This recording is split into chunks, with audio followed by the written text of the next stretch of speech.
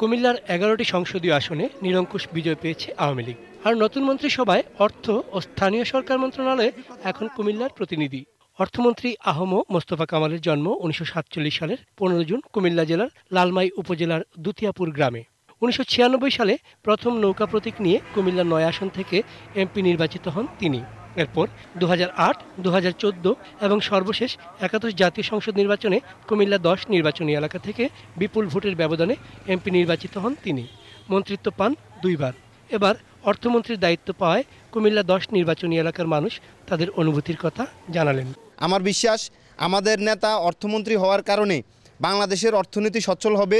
আহম মোস্তফা কামাল, যিনি একসময় অর্থের অভাবে পড়াশোনা করতে পারেন নাই, অনেক কষ্ট করে পড়াশোনা করেছেন, আজকে তার হাতেই বাংলাদেশের অর্থ মন্ত্রণালয়। গণমানুষের পক্ষ থেকে অভিবাদন জানাই, অভিনন্দন জানাই।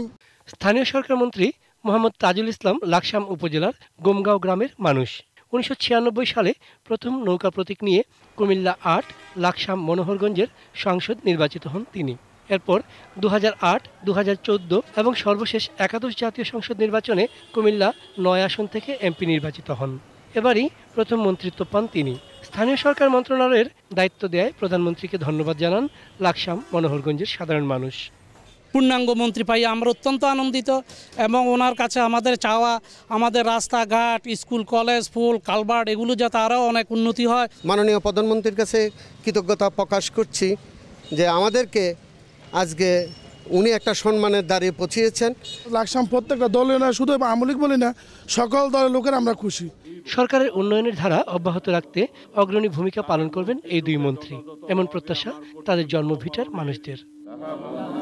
চন্দন পাল, ডেস্ক রিপোর্ট, এটিএন নিউজ।